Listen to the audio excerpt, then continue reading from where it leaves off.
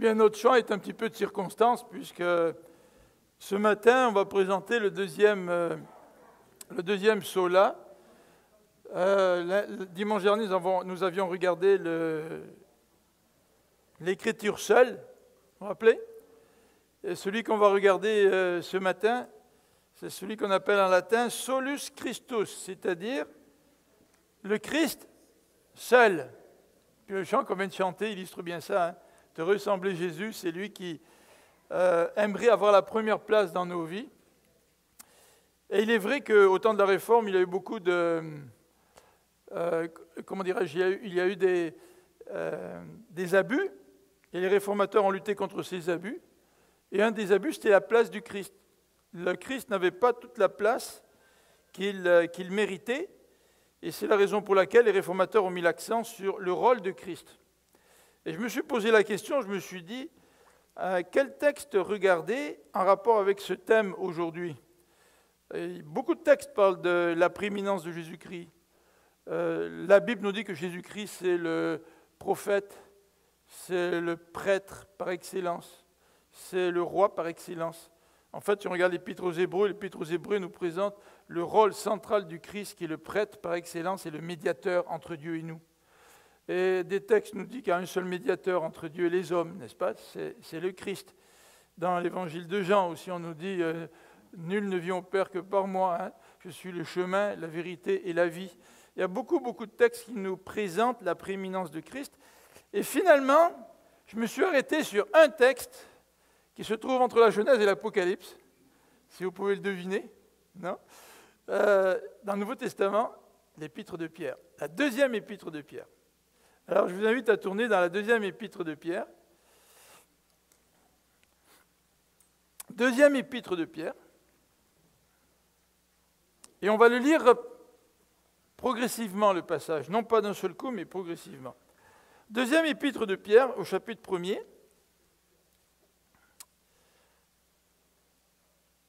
Je vais tout d'abord commencer à lire les versets 1 et 2 qui constituent l'introduction. Simon-Pierre, serviteur et apôtre de Jésus-Christ, salue ceux qui ont reçu le même privilège que nous, la foi. Ils la doivent à Jésus-Christ, notre Dieu et notre Sauveur, car il est juste.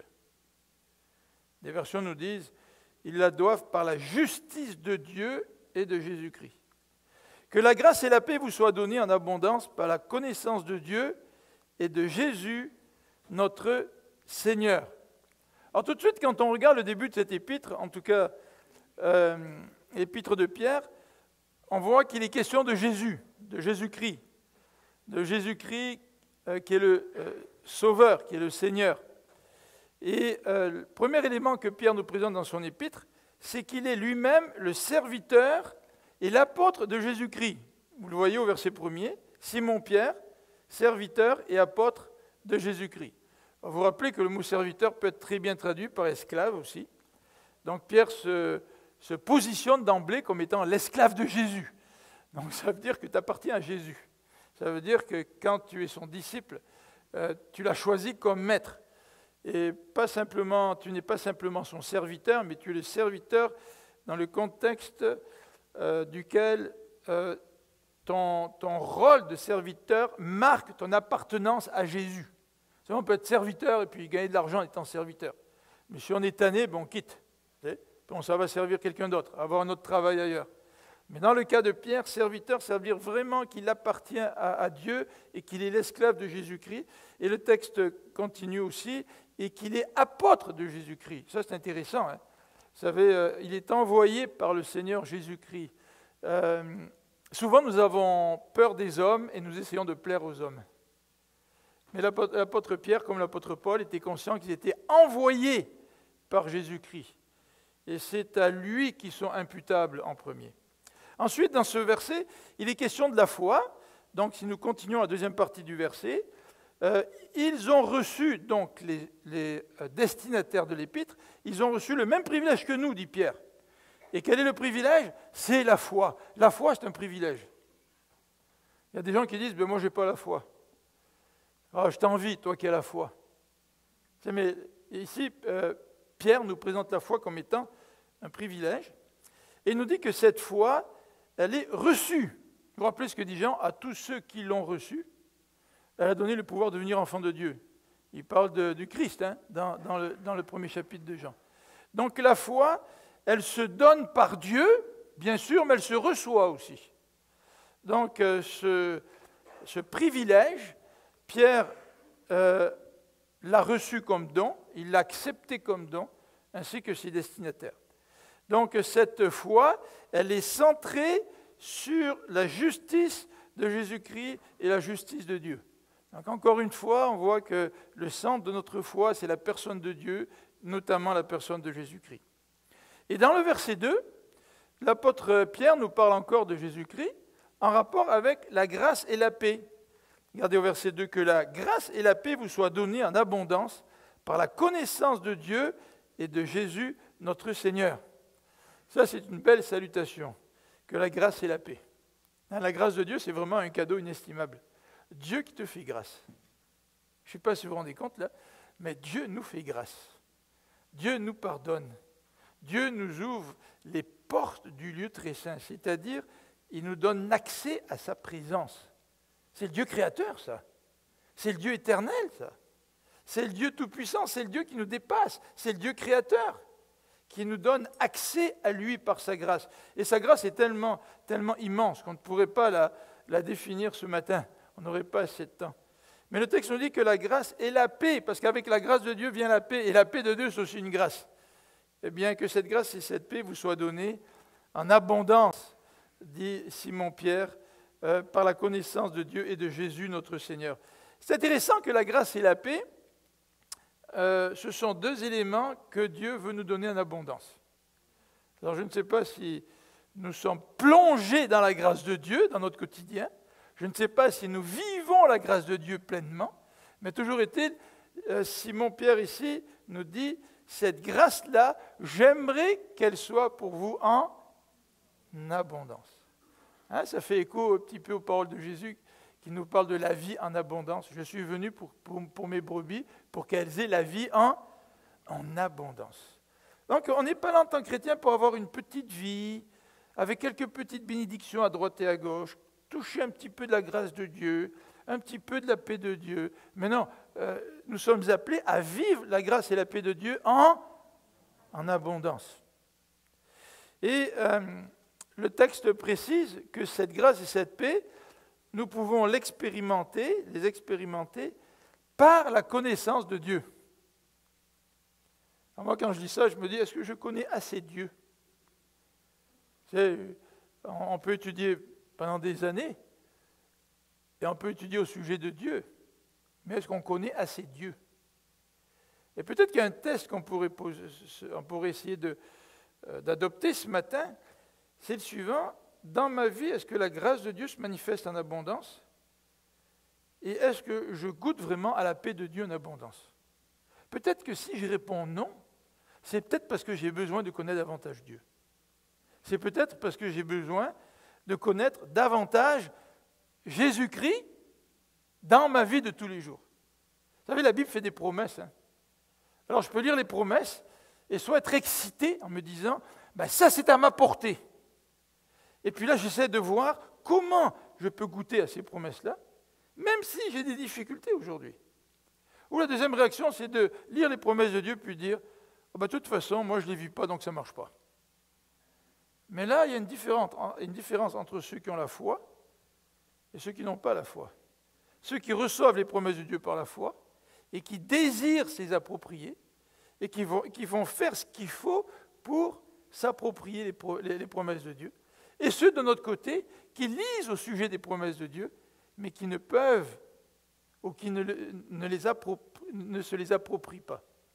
Alors voilà un petit peu, dès l'introduction, nous voyons la centralité de Jésus-Christ dans ces quelques versets. Et c'est intéressant parce que si vous sautez maintenant à la fin de l'épître de Pierre, au chapitre 3, et au verset 18, et là on saute par-dessus tout le contenu de l'épître, nous allons voir un avertissement final qui reprend un peu cette présence de Christ, cette importance de Christ dans la vie du croyant. Au contraire, verset 18, progressez sans cesse dans la grâce et dans la connaissance de notre Seigneur et Sauveur Jésus-Christ, À lui soit la gloire dès maintenant et pour l'éternité. Donc,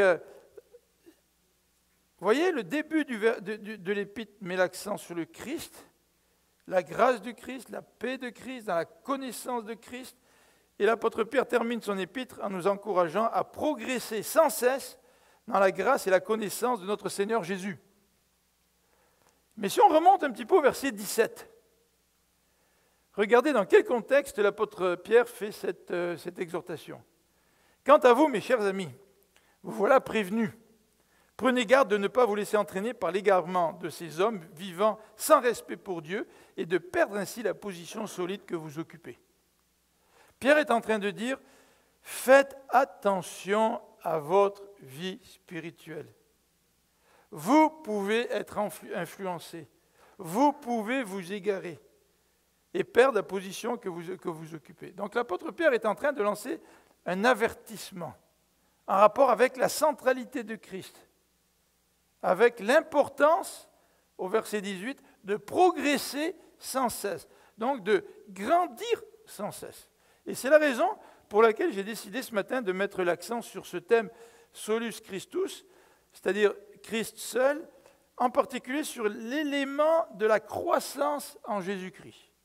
Si Jésus, c'est celui qui doit avoir la première place dans notre vie, bien il y a un domaine dans lequel nous pouvons refléter et lui accorder la première place, c'est dans le domaine de notre croissance chrétienne. Est-ce que nous grandissons sans cesse dans la grâce de notre Seigneur Jésus-Christ, dans la connaissance de notre Seigneur Jésus-Christ? Alors, quand on lit ce verset 18 à la fin de l'épître, nous pouvons nous poser la question, mais quel est le sens de ce verset? Qu'est-ce que ça veut dire progresser sans cesse dans la grâce? Qu'est-ce que ça veut dire progresser dans la connaissance de Jésus-Christ?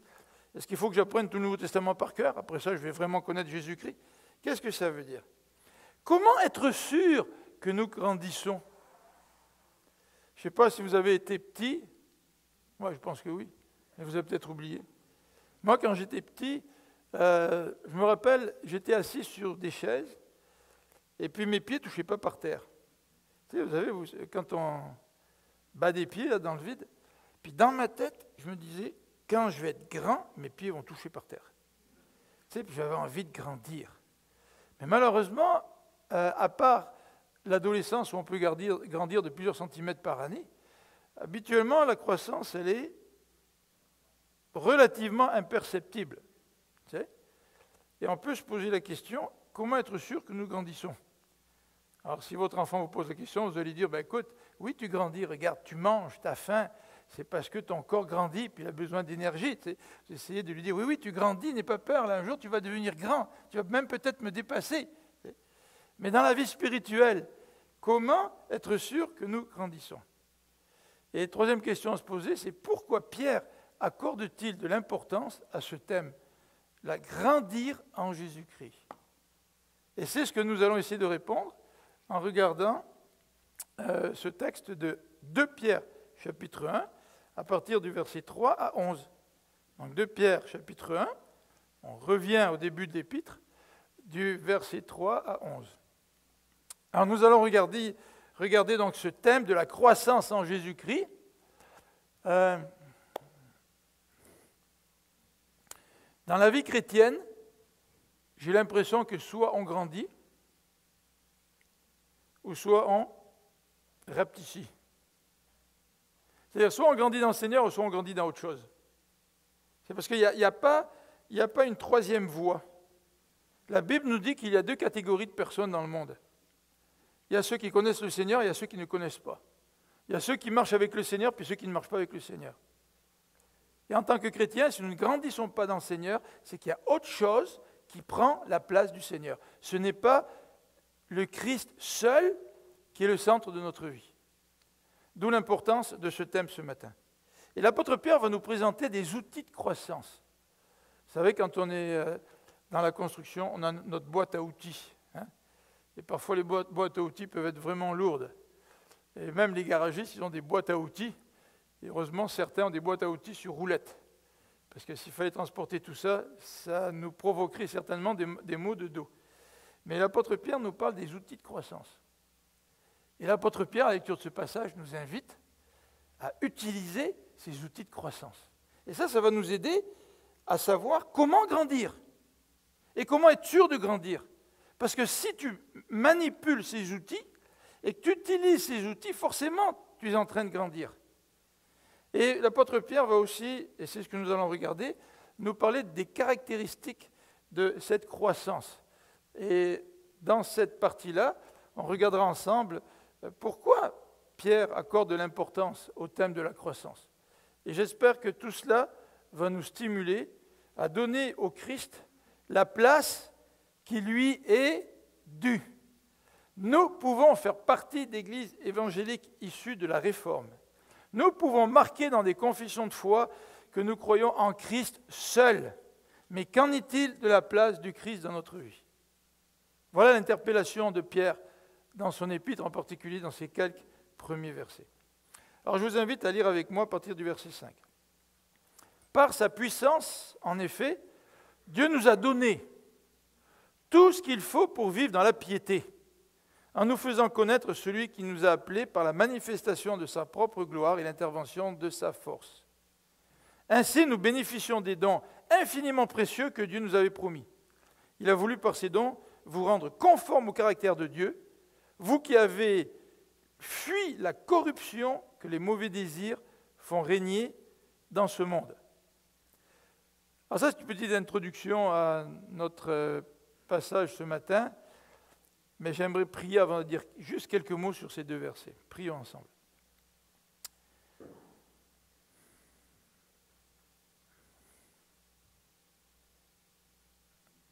Seigneur, tu nous dis dans ces quelques paroles que par ta puissance, et nous croyons que tu es un Dieu tout-puissant, puisque tu as fait les cieux et la terre, tu as ressuscité le Christ d'entre les morts. Tu veux que nous puissions vivre les effets de ta puissance dans notre vie. Et Pierre nous rappelle que par ta puissance, tu nous as donné tout ce qu'il fallait pour grandir. Seigneur, ma prière ce matin pour moi-même et pour tous mes frères et sœurs, c'est que nous puissions goûter à la puissance de Dieu au travers de notre croissance. Que nous puissions comprendre que notre Dieu tout-puissant a mis tout en œuvre pour que nous puissions grandir. Et que fort de cette conviction, nous puissions nous élancer et relever ce défi qui est devant nous. Grandir sans cesse à l'image de Jésus-Christ. Merci Seigneur pour cet encouragement ce matin que tu veux nous laisser. Amen. Alors comme je dis dans ma prière, le verset 3 nous dit, Dieu nous a donné tout ce qu'il faut. C'est intéressant le langage biblique. Quand le langage biblique nous dit, il y a tout pleinement en Christ. Il nous parle de sa divinité. C'est pas à moitié. Dieu ne fait pas les choses à moitié. Tu sais. Dieu, quand il agit dans la perfection. Dieu, il a créé de manière parfaite. Tout était bon, tout était même très bon, nous dit la Genèse. Et là, Dieu qui est en train d'opérer une œuvre de recréation, excusez-moi l'expression là, mais Dieu est en train de recréer en nous l'image de Dieu qui a été complètement gâchée par le péché. Donc Dieu est encore en train de créer en nous, de travailler en nous, de nous faire grandir à l'image de Jésus-Christ. Et Dieu, il nous a tout donné pour que ce but-là soit atteint. Alors le texte précise, pour vivre dans la piété, eh bien, il nous a donc tout donné. Et le verset 4 précise, nous bénéficions des dons infiniment précieux que Dieu nous avait promis. Qu'est-ce que ça veut dire bénéficier des dons? Ça vous est arrivé à Noël de recevoir des cadeaux? Je suppose. Mais de recevoir un cadeau que vous aimez peut-être, mais finalement, à cause du temps, manque de temps, vous prenez ce cadeau, vous l'avez laissé sur une étagère, là, et puis vous avez reçu un cadeau extrêmement précieux, important, mais finalement, vous ne l'utilisez pas. Et à un moment donné, vous êtes un petit peu gêné parce que la personne qui vous a offert le cadeau vient vous voir et dit « Mais est-ce que tu l'as utilisé ?» Moi, ça m'est arrivé de me faire des cadeaux. Parce que ma femme n'en fait pas beaucoup. Alors, en rentrant à l'église, de l'église ce matin, elle va me dire, chérie, tu n'as pas résisté ce matin. Non, mais parfois, on se fait des cadeaux. Hein. Et ça m'est arrivé de m'acheter des livres de musique. Et certaines musiques que j'aime beaucoup, puis je me dis, je vais acheter le livre. Puis là, j'achète le livre, je le mets sur mon piano, et puis finalement, je suis très occupé. Et puis après 1 mois, 2 mois, je n'ai même pas encore ouvert le livre. Mais pourtant, j'avais tellement envie de l'acheter. Tu sais. Et là, je lis le livre, là, puis j'ai cette musique que j'aime et que je veux apprendre. Tu sais. Puis au bout de quelques mois, finalement, à un moment donné, je feuillette mes partitions, puis je trouve ce bouquin-là, puis je commence à jouer. Puis là, je suis content, puis je me dis, mais comment ça se fait que je n'ai pas joué ça avant? Comment ça se fait que je l'ai laissé sur le piano, là, puis que je ne l'ai pas utilisé, puis que je ne me suis pas plongé là-dedans? C'est tellement bon, tu sais, puis j'apprends des choses. Est-ce qu'on n'est pas un peu comme ça avec Dieu? Dieu nous a tout pleinement donné, on bénéficie de richesses extraordinaires en la personne de Jésus-Christ, et puis ces richesses-là sont sur une tablette spirituelle. Et à un moment donné, peut-être après un moment de crise, peut-être après un moment de remise en question, nous prenons quelques richesses que Dieu met à notre disposition et nous les découvrons et nous les connaissons comme jamais nous les avons connus. Est-ce que ça vous est arrivé, ça, dans vos vies spirituelles? Est-ce que ça vous arrive de découvrir les richesses de Jésus-Christ? Alors, je vous invite à regarder maintenant au verset 5, et nous allons lire le verset 5. Pour cette raison même, faites tous vos efforts. Pour quelle raison? Parce que Dieu nous a tout mis à notre disposition, hein, pour que nous puissions grandir en Jésus-Christ. Pour cette raison même, faites tous vos efforts pour ajouter à votre foi la vertu, à la vertu la connaissance, à la connaissance la maîtrise de soi, à la maîtrise de soi l'endurance dans l'épreuve, à l'endurance la piété, à la piété l'affection fraternelle, et à l'affection fraternelle l'amour. En méditant ce passage, je me suis dit, hier soir et ce matin, je me suis dit, il faudrait que j'écrive ça, là, puis que je le garde en quelque part, pour me le rappeler. Puis je me suis couché, puis en me couchant, je pensais à ce matin, je pensais au texte, puis j'ai essayé de mémoire de me rappeler là, ces outils que Dieu m'a donnés. Si vous ne vous rappelez pas des outils que vous avez dans votre boîte à outils, vous ne l'utiliserez pas. Puis ça vous est arrivé des fois de prendre un outil, mais ce n'était pas le meilleur. Puis vous essayez d'utiliser cet outil. Puis là, c'est un peu pénible hein, à travailler sans utiliser le meilleur outil. Moi, je n'ai pas de compresseur chez moi. Et à un moment donné, j'ai refait des quarts de rond, puis il faut que j'en place encore une couple. Et puis je prends des petits clous là, de finition, puis je plante mes petits clous. Puis quand je vois les gars de la construction qui arrivent avec leur compresseur, là, en 5 minutes, ils font ça ils font le travail que moi je fais en 2 heures. Tu sais. Et c'est un peu frustrant. Là. Et dans la vie chrétienne, c'est un peu pareil. Parce qu'on n'utilise pas toujours les bons outils dans notre croissance chrétienne. Puis on se demande pourquoi on ne grandit pas, pourquoi Dieu n'agit pas dans notre vie comme il l'a promis, alors qu'il a dit qu'il met tout à notre disposition. Mais c'est peut-être parce qu'on n'utilise pas les bons outils. Et pour utiliser les bons outils, il faut se rappeler que tu as l'outil. Il n'y a rien de plus frustrant d'avoir acheté un outil, puis d'oublier que tu l'as acheté. Et là, tu commences ton travail, ça prend plus de temps, et à un moment donné, évidemment, ça arrive toujours quand tu as fini ton travail, tu découvres l'outil dont tu avais besoin. Ça c'est frustrant. J'ai passé tant de temps là, à essayer de me dépatouiller, de compenser, alors que j'avais cet outil qui m'aurait très bien servi. Eh bien, le Seigneur donne des outils là. Et je pense que c'est bon de nous rappeler la liste qui est dans ce passage. À la fois, la vertu, la connaissance, la maîtrise de soi, la persévérance, la piété, l'amour fraternel, puis l'amour en général. Parce que si je me rappelle que Dieu a donné ces outils, je vais me rappeler de les utiliser, n'est-ce pas? Dans mon quotidien, là. La vie chrétienne, ce n'est pas une vie désincarnée, là. La vie chrétienne, c'est utiliser les outils que Dieu te donne quand tu bâtis ta vie avec le Seigneur. Quand tu veux grandir avec le Seigneur. Alors rapidement, la foi. Au verset 1er, il est question de la foi, nous en avons parlé. La foi nous a été donnée, mais nous l'avons reçue. Le Seigneur te tend la main. Il t'offre le don de foi, il t'offre le don du salut, mais il faut que tu le reçoives. Le cadeau de Dieu se reçoit. Si tu ne le reçois pas, tu ne peux pas devenir enfant de Dieu. Est-ce que tu as reçu le cadeau de la foi? Est-ce que tu as reçu cette foi? Est-ce que tu as dit à Dieu, oui Dieu, puis ça c'est indépendant des émotions, tu peux le dire en pleurant, tu peux le dire de manière très rationnelle, tu as dit, oui Dieu, je reçois cette foi que tu me donnes, puis je mets ma confiance dans le Seigneur. Donc cette foi, elle est donnée au verset 1.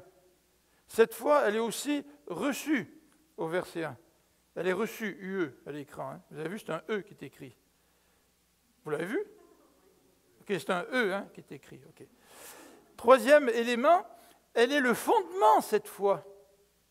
Elle est le fondement, parce qu'au verset 5, dans toute cette liste d'outils que Dieu nous donne, le premier outil, c'est la foi. Si tu n'as pas la foi, c'est impossible à vivre ou à utiliser ces outils-là. C'est comme dans la construction, tu as des outils fondamentaux, là. Puis je n'étais pas très bon avec des outils fondamentaux, n'essaie pas d'utiliser d'autres outils encore plus complexes. Hein. Mais la foi, c'est ce qui est fondamental. C'est la confiance dans notre Dieu. C'est aussi la conviction, quand on parle de la foi reliée à la doctrine. Ce sont nos convictions pour lesquelles nous sommes prêts à vivre et à mourir. C'est l'assurance de la vie éternelle que Dieu nous donne. Ça, c'est la foi. Et sur cette foi, vous pouvez bâtir. Et c'est la raison pour laquelle, avant d'aller plus loin, je vous repose la question, avez-vous reçu ce don de foi? Parce que si vous n'avez pas reçu ce don de foi, vous ne pouvez pas utiliser les autres outils. Mais j'espère que dans la description des autres outils, vous allez avoir envie d'utiliser ces outils et que cette envie-là va vous pousser à vous tourner vers Dieu et dire, Seigneur, je veux que tu me donnes cette foi en toi, cette confiance, cette assurance en ton Fils Jésus-Christ. Alors regardons maintenant, dans les outils de croissance, une première série de définitions. À la foi, ajoute quoi? La vertu. Ouf, le mot vertu, pas très à la mode aujourd'hui. Une fille vertueuse, tu sais, ou une femme vertueuse. Ça s'applique aussi aux gars, vous savez. La vertu, c'est l'excellence de la morale, ou c'est la qualité de la morale. L'inverse de la vertu, c'est la dépravation. C'est le vice. Et durant cette dernière semaine, on a vu des exemples de dépravation et de vice. Avec cette onde de choc que les États-Unis ont connue à Hollywood et qui vient jusqu'au Québec, nous voyons un petit peu la bonne illustration de ce que la vertu n'est pas. Mais la vertu n'est pas prônée dans notre société, n'est-ce pas? Mais le Christ nous dit, à travers des paroles de Pierre, ajoutez à la foi la vertu. Ça veut dire que moi, je suis appelé à développer une vie morale par excellence. Oh, la moralité, c'est un mot qui est banni aujourd'hui de notre vocabulaire. J'ai déjà entendu des interviews à la radio où la personne donnait son avis, puis non, je ne veux pas parler de morale. Tu t'excuses presque quand tu donnes ton avis, ton conseil pour la conduite de tous les jours, tu t'excuses presque pour que les gens ne croient pas que c'est de la morale. Mais en fait, c'est de la morale. Puisque tu parles de conduite. Et la morale s'adresse à la conduite. Quand j'étais jeune, à l'école, on avait des cours de morale, et des cours de bonne conduite dans la société. Et je revenais en voiture un des soirs de la semaine, et puis je me demande si ce n'est pas l'émission de 95, là, c'est quoi, 95.5, c'est ça? Au 98.5. Ils voulaient interviewer Bombardier, la philosophe Bombardier, hein, Denise Bombardier. Et puis, vous savez, ils annoncent à l'avance ce qui s'en vient, hein, puis après il y a les publicités. Puis Denise Bombardier va nous parler du retour de la morale. Ah, peut-être qu'à la lueur de tout ce qui se passe aujourd'hui à Hollywood, et puis dans notre milieu culturel, et puis dans d'autres milieux, bien sûr, peut-être qu'on s'intéresse un petit peu plus à la morale. Peut-être qu'on va avoir le courage de revenir à l'utilisation de ce mot aujourd'hui. Mais la vertu, c'est vraiment avoir une bonne vie morale. Deuxième élément, le texte nous dit, à la vertu, tu ajoutes quoi? Tu ajoutes la connaissance. Alors, quelqu'un dit dans la littérature française, une connaissance fait une tête bien pleine. Mais ça ne donne pas grand-chose. Si la connaissance n'est pas appliquée, si la connaissance n'est pas vécue, mais la connaissance reste un élément qui est en dehors de nous. Vous savez, on met l'accent sur des cours, on donne des cours de relations d'aide, par exemple à l'Église.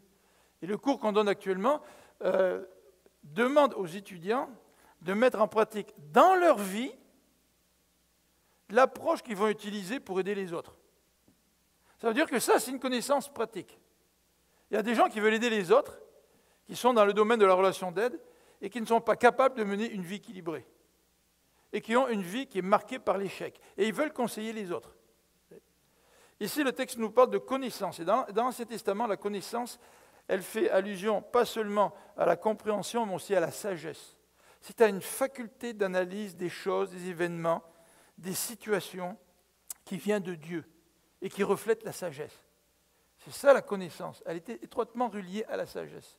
Et quand tu connais le Christ, puis que le Christ a touché ta vie, le Christ te donne aussi la capacité de concrétiser dans ton quotidien la sagesse. Si tu manques de sagesse, qu'est-ce qu'il dit Dieu? Ben, dis demande-la. Puis demande-la comment? Avec foi. Vous voyez l'élément fondamental? Demande-la avec foi, la sagesse.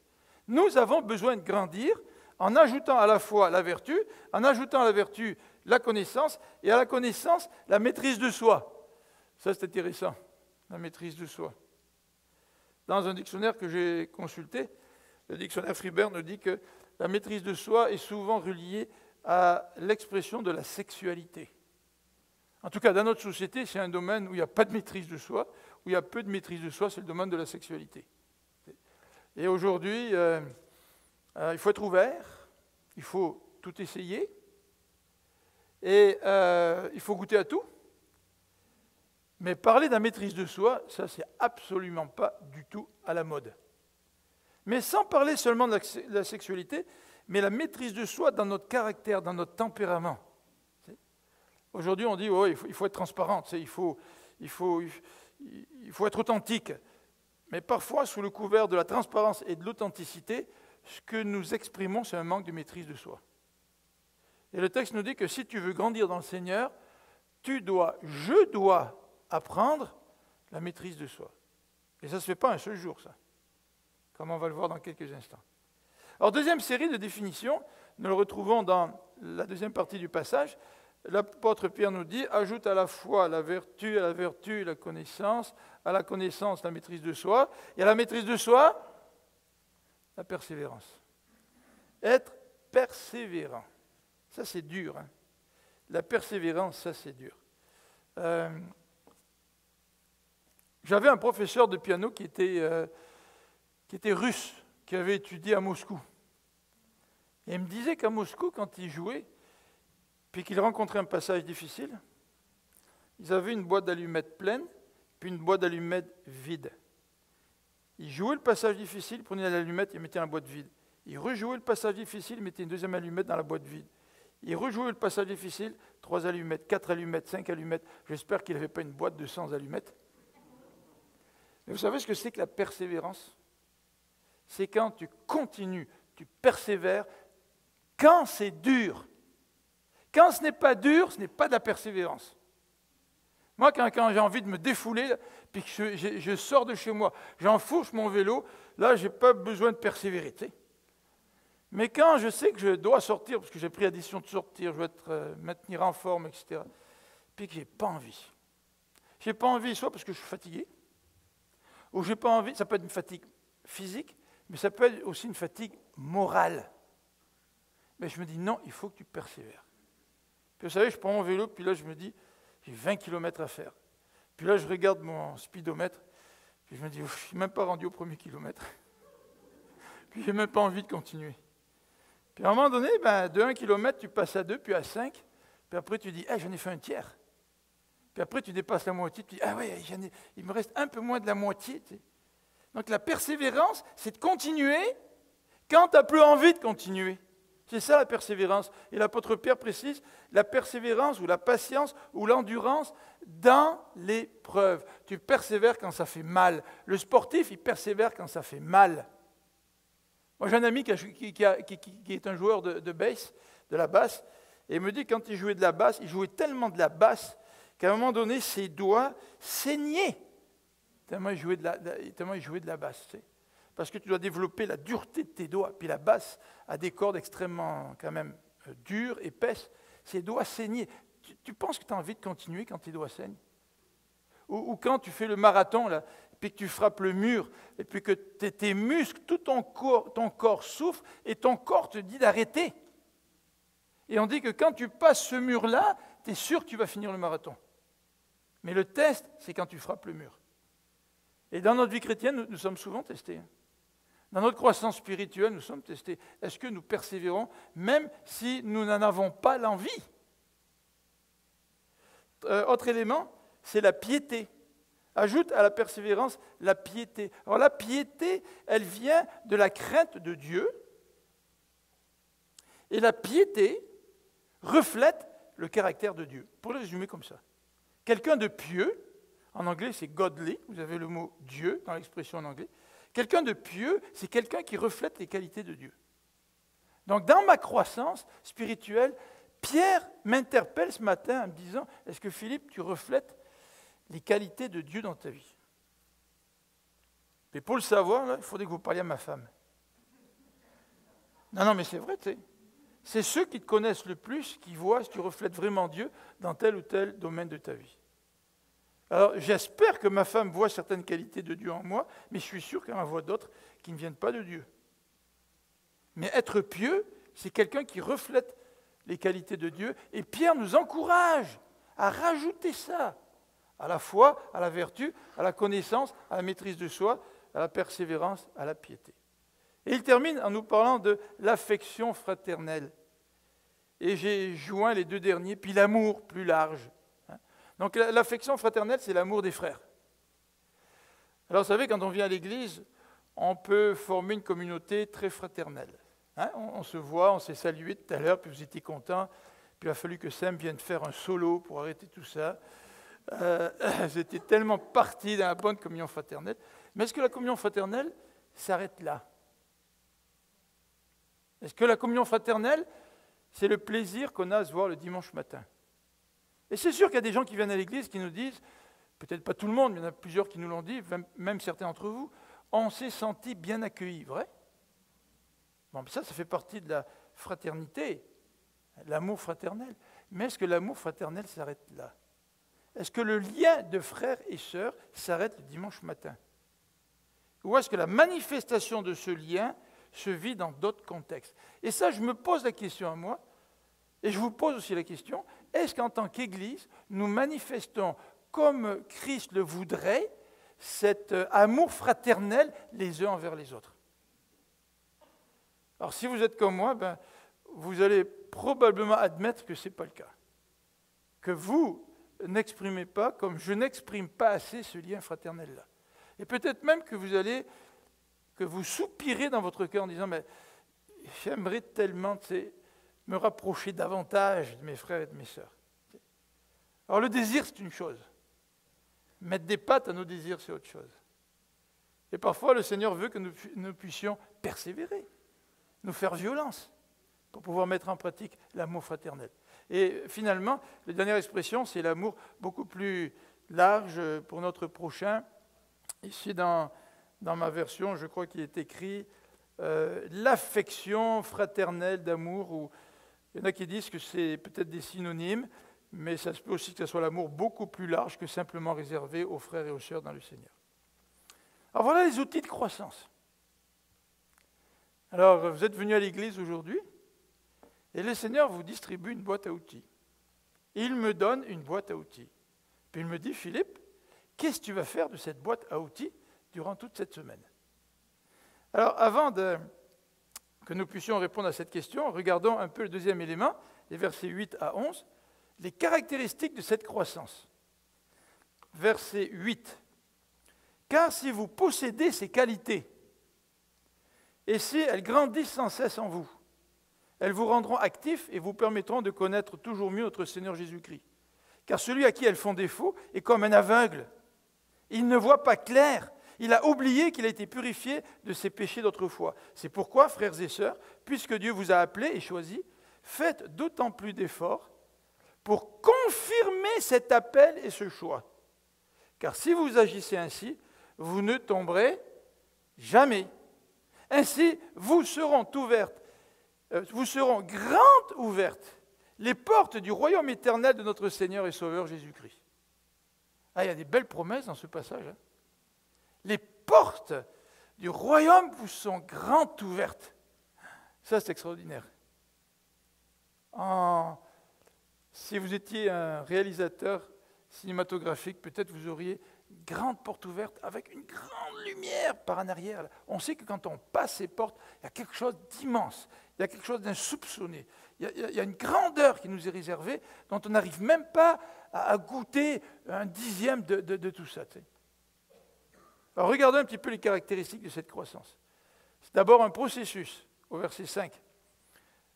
Pierre nous dit, au verset 5, « Faites tous vos efforts. » Faites tous vos efforts. Il nous dit pour ajouter. Ah tiens, il faut ajouter.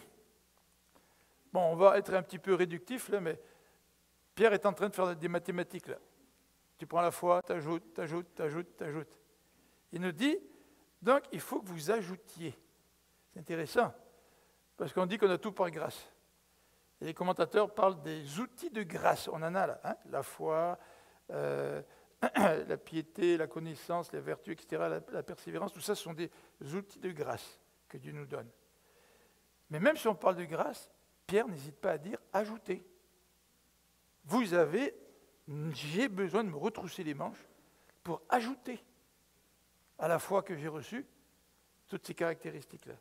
Et le texte dit au verset 5 et au verset 10, « Faites tous vos efforts ». Intéressant, hein? Tous vos efforts. Parfois, on manque de motivation. Quand on manque de motivation, nos projets sont au neutre, au point mort. Ça vous est arrivé de commencer des projets, puis vous manquez de motivation? Moi, ça m'arrive. Pour certains projets, je suis beaucoup plus motivé que d'autres. Puis quand je ne suis pas motivé, ben, ça reste en arrière, là. Puis si j'ai promis à ma femme de faire ce genre de projet et que je ne le fais pas, ben, elle est découragée parce que moi, je suis démotivé. Tu sais. Mais ici, le texte nous dit, faites tous vos efforts, c'est-à-dire toute votre énergie, de toute ce qui constitue votre personne, et mobilisez pour développer ces outils-là, pour que nous puissions grandir à la ressemblance de Jésus-Christ, pour vraiment montrer aux gens que nous croyons au solus Christus. C'est lui qui doit avoir la seule place dans notre vie. Mais pour qu'il ait la seule place, il faut que j'utilise ces outils-là dans ma propre vie. Si vous regardez au verset 8, il nous dit que ces efforts, ils sont continuels. Ce sont des efforts continuels. Si vous devenez chrétien pour pouvoir avoir un accès au Club Med spirituel, vous vous trompez d'endroit. Le Club Med spirituel, c'est quand on sera avec le Seigneur. Mais en attendant, le texte nous dit qu'il faut faire continuellement des efforts. C'est plat de faire des efforts. D'un certain côté, oui. Mais de notre côté, comme on va le voir en conclusion, non. Pierre continue en nous parlant, en nous disant non seulement que nous devons faire des efforts, mais toutes ces grâces dont il est question, la foi, la connaissance, la vertu, la maîtrise de soi, etc., toutes ces grâces forment un ensemble. Et toutes ces grâces sont reliées entre elles. Je ne peux pas en travailler une sans travailler les autres. Je ne peux pas avoir un résultat dans une grâce sans avoir des résultats dans les autres. Je ne peux pas avoir le fruit de l'esprit en travaillant juste l'amour, mais en ne travaillant pas la maîtrise de soi. C'est un tout. C'est un tout. C'est un ensemble.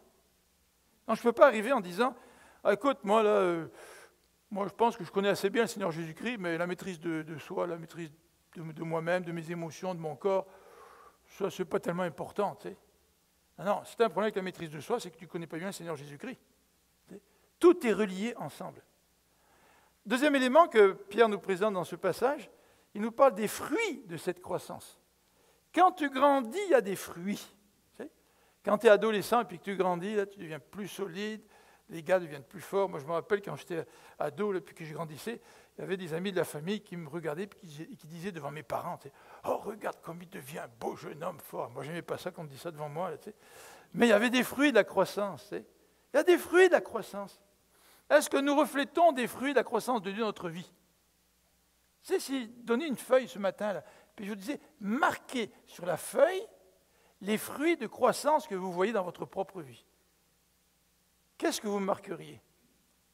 Peut-être que ce serait un bon exercice à faire en rentrant chez soi, par exemple. Essayez de voir dans quel domaine de ma vie chrétienne je grandis. J'espère dans tous ces domaines énumérés par l'apôtre Pierre. Alors, le fruit, en tout cas, au verset 8, il nous est dit, « Si vous possédez ces qualités, elles vont vous rendre actifs pour le Seigneur. » Comment tu sais que tu grandis dans la vie chrétienne? Tu sais que tu grandis, notamment, ce n'est pas le seul élément, si tu es actif pour l'œuvre du Seigneur.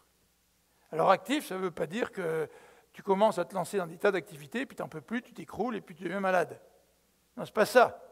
Mais est-ce que tu es actif d'une façon saine dans l'œuvre du Seigneur? Ça, c'est un signe pour savoir si tu grandis. Deuxième élément, dans ce passage, ces qualités, le verset 8 nous dit, vont vous permettre de connaître toujours mieux notre Seigneur Jésus-Christ. Tu veux connaître le Seigneur Jésus-Christ? Mais travaille à développer ces outils dont nous avons parlé. Et ce qui est encore extrêmement important, et qui est un petit peu négatif au verset 9, c'est que si tu grandis, eh bien, tu vas éviter de tomber dans un piège. Quel est le piège au verset 9? Le piège, c'est que si tu ne développes pas ces outils, tu deviennes aveugle. Alors Pierre ne le dit pas, mais je vais l'ajouter, de mon propre cru, là. Je ne suis pas inspiré, rassurez-vous. Là. Mais dans la vie chrétienne, souvent, quand on devient aveugle, non seulement on ne voit pas, mais on ne sait pas qu'on est aveugle. Et ça, c'est tragique. Parce que quand nous ne grandissons pas dans notre vie chrétienne, nous pouvons peut-être avoir l'impression que nous sommes très religieux et nous satisfaire de notre propre religiosité, alors que nous sommes aveugles et nous ne le voyons même pas. Ça, c'est la plus grande tragédie. On dit qu'un problème est réglé, à moitié réglé, à partir du moment où tu prends conscience du problème. Mais dans notre aveuglement, nous ne nous apercevons même pas que nous sommes aveugles. Et le texte nous dit, cette personne-là qui ne met pas en pratique ses outils, elle a oublié qu'elle a été purifiée de ses péchés autrefois. Elle a oublié. Est-ce que vous avez oublié que Christ est mort pour vous?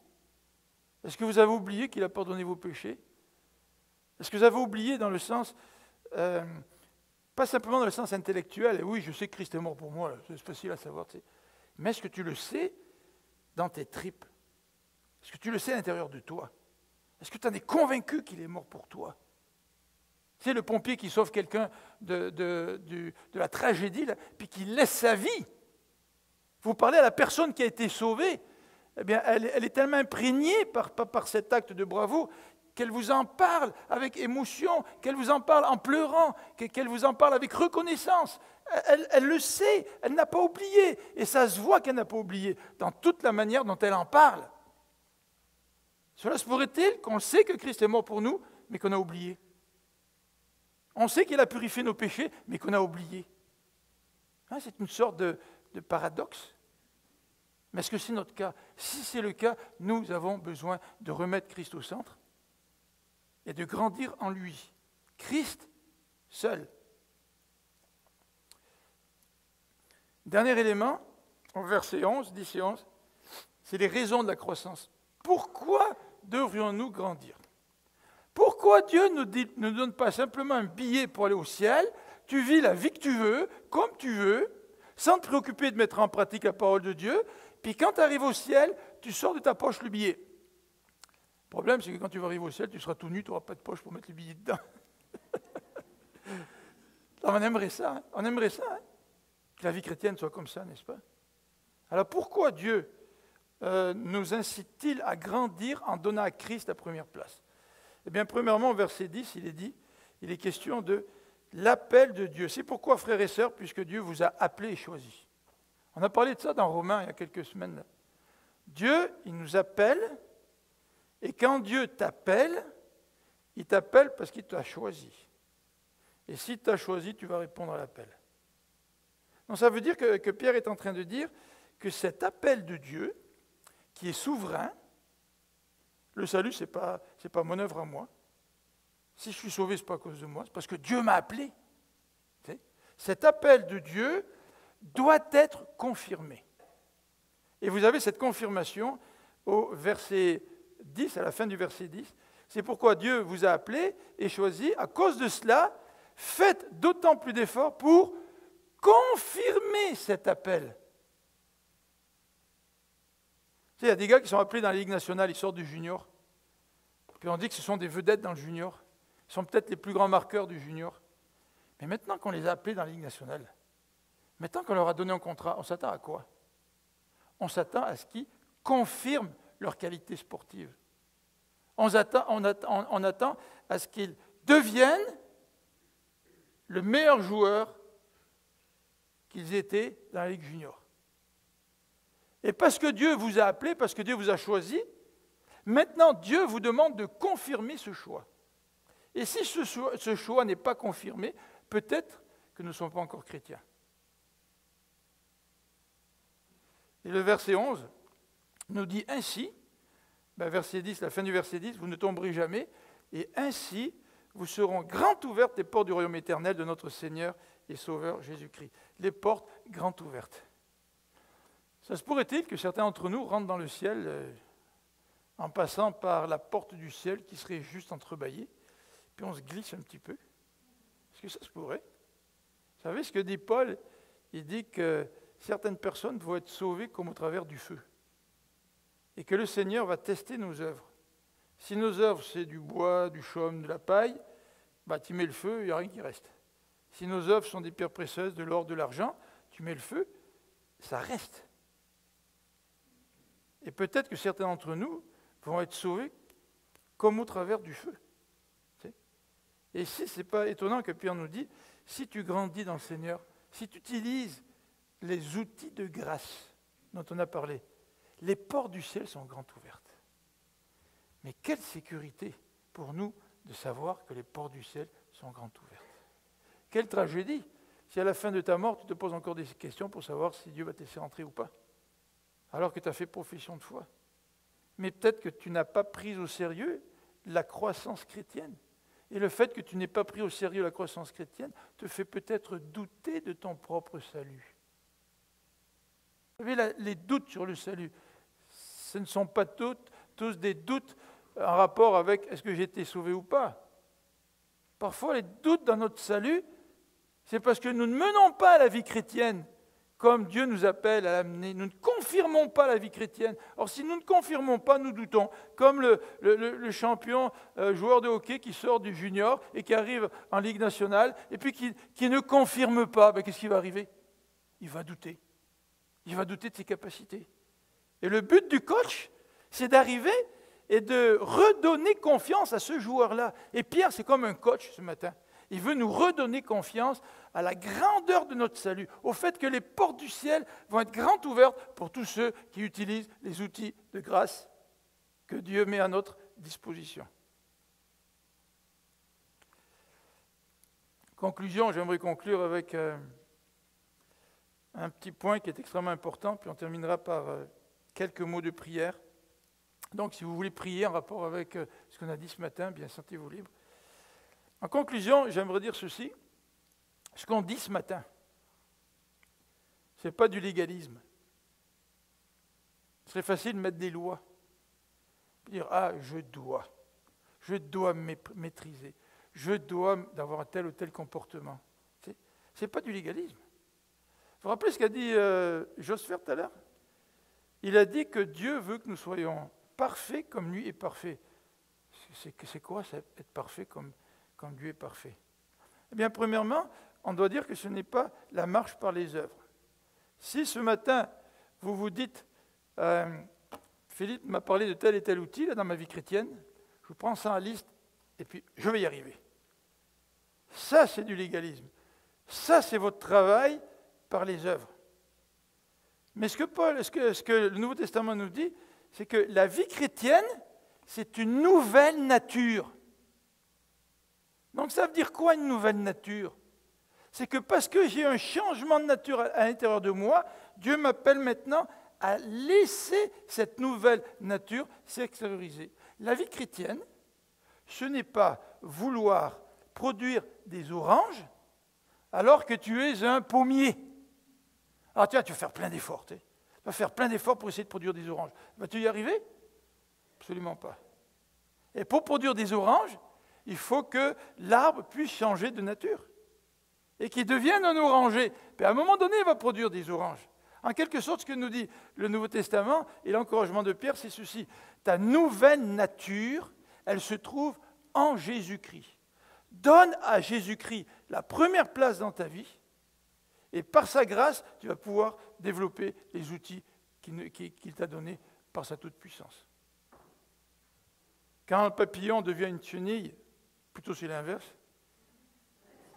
Ouais? Ok? Donc vous êtes avec moi, c'est bon là? Quand la chenille devient un papillon, si le papillon continue à ramper sur le sol, il y a un problème. Hein? Il ne vit pas sa vraie nature. Quelle est notre vraie nature, les amis? Elle est en Jésus-Christ. C'est une nouvelle nature qui est complètement changée. Et j'aimerais terminer par ces paroles-là. Développons encore, toujours, davantage notre amour pour Dieu et pour Jésus-Christ. Ça, ce n'est pas du légalisme. Et plus nous aimons notre Dieu, plus nous allons prendre ses outils. Non pas dans nos propres forces, non pas par légalisme. Nous allons prendre ces outils parce que nous voulons ressembler davantage à Jésus-Christ. On va prier ensemble.